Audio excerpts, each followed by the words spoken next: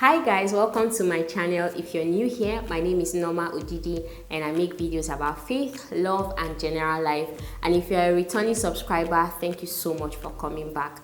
So from the title of today's video, we're going to be looking into red flags. Now you've probably heard a lot of red flags being talked about. Oh, they cheat on you, if they do this, if they do that. But for today's video, I'm going to be looking at some red flags that I feel like they are not really talked about that much, or maybe they are. Correct me if I'm wrong, okay? But some red flags that when you see these red flags, look, is a sign that you should just break up that relationship, okay? Especially if you do not see significant change, and not just significant change, but genuine change over an extended period of time. Now, what are red flags? Red flags are character traits that indicate that a relationship is healthy, that if not checked, if not nipped in the bud, pose a big threat to the future of that relationship. That means your relationship is most likely going to continue to be unhealthy, and is going to be toxic, and is going to have drastic effects on at least one partner in the relationship. So without wasting any more time, let's head right into the video.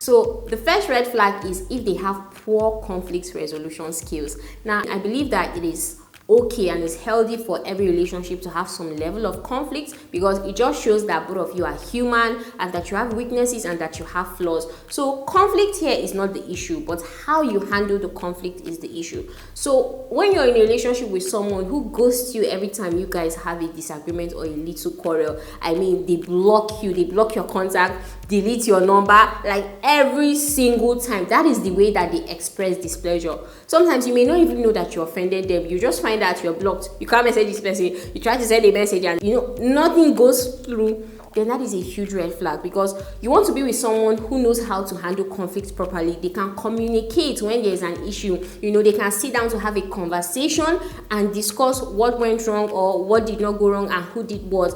Or anytime there's a little disagreement, they get so angry. Maybe even on the phone, they start using abusive language on you, and then after you guys settle, they're like, oh, I'm sorry, I did not mean it.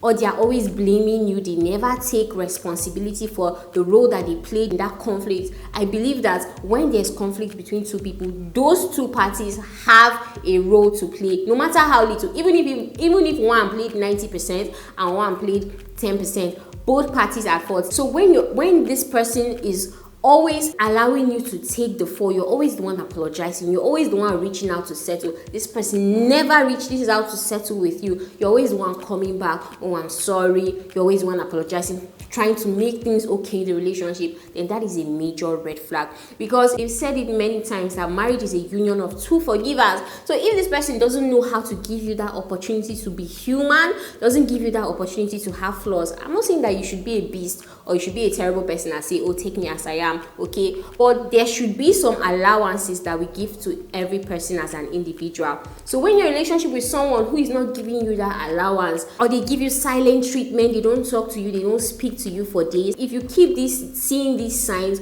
over a period of time, then I think that you should just break up that relationship. The next red flag is when the relationship is too private. Now, I get it, some people don't like to be, and it is even advised that you don't just go public with your relationship the moment it starts, because the relationship is still at its infant stage and you're trying to let it mature a bit before you start introducing that person into the people in your life, so that it's not that you just introduce them and then when people start forming attachments to them, then they leave the relationship. So I get it, okay, that it's okay for some people to want to give their relationship a certain level of privacy at the beginning stage. But when this continues for a long period of time, like you probably don't even know their friends, they've never introduced you to their close relatives or family members, or whenever you guys meet certain people in their lives, it's probably not even planned. Let's say you guys just happen to stumble into these people. They don't introduce you as someone who they are in a relationship with. They say something like, oh, this is someone I care about, or meet my very good friend, or something like that. And you guys have been in a relationship for a while, I'm not saying that if someone doesn't post you on their social media is a sign that the relationship is too private, okay? There are certain people who are not really into social media and publicizing things on social media, but at least in real life, people in their lives should know you, okay? And if you see that they're the kind of person who posts every other person but you, then I think that could be a sign, a red flag. Or every time they don't want to be seen in public with you, you guys are constantly meeting at either their place or your place, they don't want to be seen maybe strolling on the street with you, or they don't want to hang out with their other friends with you, then it could mean either of three things. It could either mean that they're ashamed of you, they're not proud of you, okay, and that's why they don't want other people to know that they're involved with you. Or it could be that you're the only one that they're dating.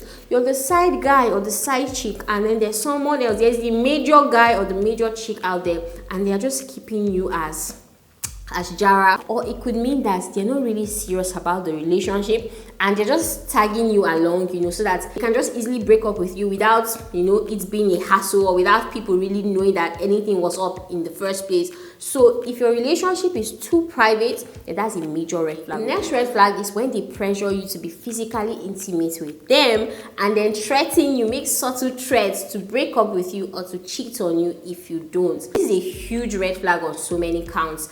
First of all, if you as a person has decided that, okay, I don't want to have sex before marriage, and you've communicated it to your significant other and they supposedly agreed, and that is why you guys got into the relationship. But now that you guys are in the relationship, they start pressuring you, start pressuring you to sleep with them. They're sending you subtle or veiled threats. Things like, oh, there's so many ladies throwing themselves at me at work, or there's so and so person who is giving me signals, so are you going to do this? Or they're like manipulating you to be physically intimate with them. Then it means that they don't respect your boundaries, and it also means that you should check if they are really a believer or not, especially if they claim to be a believer. It means that they are most likely not serious about their faith, and that's a major red flag, okay? And you want to be with someone who, when they say they are committed to you, they are committed to you. They're not going to say either you do this for me or I withdraw my commitment, okay? Because it's very important in marriage. I mean, you guys are going to face temptations on so many counts, so many levels, okay? You're going to meet more attractive people, but when this person is already giving you that vibe that they are not trustworthy, you can't trust them, or if there's a little disagreement in marriage, they can say, oh, because you did this, then I'm going to cheat on you, or I'm going to do this. You don't want to be with someone like that. So when they are already showing you these signals right now in the relationship, you most likely should break up. Another red flag is when they constantly make you feel bad about yourself. So you notice that ever since you started dating this person, your self-esteem has just gone from here to here. They constantly criticize the way you look, the way you talk, the way you walk, the things you do, maybe even your job or your career. They are constantly picking on you, and then every time you get offended, they say things like, oh, I'm just joking, can't you take a joke, can't you take it? No, that is not a joke. It's not a joke to poke fun at someone, okay? Now, I'm not saying that you shouldn't be able to receive criticism from your partner. I mean, someone who genuinely loves you will correct you when you are wrong. So it's not even the matter of the criticism itself, it's how it is approached. So, and I'm not saying that your partner shouldn't be able to joke with you or laugh with you, but it shouldn't be a derogatory joke, a joke that it seems like a joke on the surface, but there's an undertone of derisiveness or derogatoriness, if there's any word like that. It's almost like they are trying to make you feel bad. So it could be that this person has low self-esteem issues themselves, and them poking fun at you or constantly criticizing you is a way of making themselves feel good or look good. Or it could be that they're not really proud of who you are. They don't like you for you. They have an image of who their perfect partner should be or what their perfect partner should look like, and you just don't seem to fit that image. So that's even a huge red flag, because you want to be with someone who likes you for you, not someone who likes you for your potential or what you can be. They like you for who you are now, because what if you never change? What if you continue to talk like that forever? What if that is how you continue to do things, or these are certain mannerisms about you that you cannot change? Because you want to be with someone who makes you feel good about yourself, someone who encourages you to be who you are, who God made you to be. In fact, you're supposed to blossom more and more as you're with a person. You're supposed to, like a flower in a garden, grow from a little seed and then blossom So that is how you're supposed to be in a relationship. But when you see that you're getting dried up like a tree in winter or something, or in the Harmattan season, then that is a major red flag. You will never be able to satisfy such a person. The next red flag is when they make you feel like an option. You want to be with someone that when they say this is an exclusive relationship, it's an exclusive relationship. Not someone who is constantly changing their DPs to pictures of other ladies, and they say, oh, it's my friend, it's my this, it's my that, constantly putting up girls or guys on their statuses saying, oh, happy birthday, baby boo, I love you to the moon and back. Or maybe it's not even a birthday, just saying, oh, thank you for being special and amazing, heart emoji, heart emoji, heart emoji, or they are constantly flirting. You don't want to feel like an option. If you're dating someone with the intention of marriage and that's an exclusive relationship, then it should remain so. Or they give you the same amount of attention that they give to other people of the opposite sex. So if you guys spend a certain amount of time speaking on the phone, or or texting or chatting or whatever, and they are giving that, in fact, more attention to another person of the opposite sex, that's a huge red flag, okay? Because last I checked, an exclusive relationship is not marriage, okay, but it means that you're enjoying certain things that someone else shouldn't be enjoying for the duration of that relationship. But when you find yourself, like, you can't even tell, when you tell your friends or people that, oh, I'm dating this person, they're like, I thought you guys were just friends. Like, other people don't even know you are their significant other. They think someone else is. A person who treats you like an option is someone who is not trustworthy. You don't trust their intentions towards you, or you're the one who is constantly checking up on them, constantly calling, constantly initiating dates, constantly meeting to hang out, and it's just like, almost like you're just dating yourself. You're the only one putting in effort. Look, a relationship is not one person who runs it.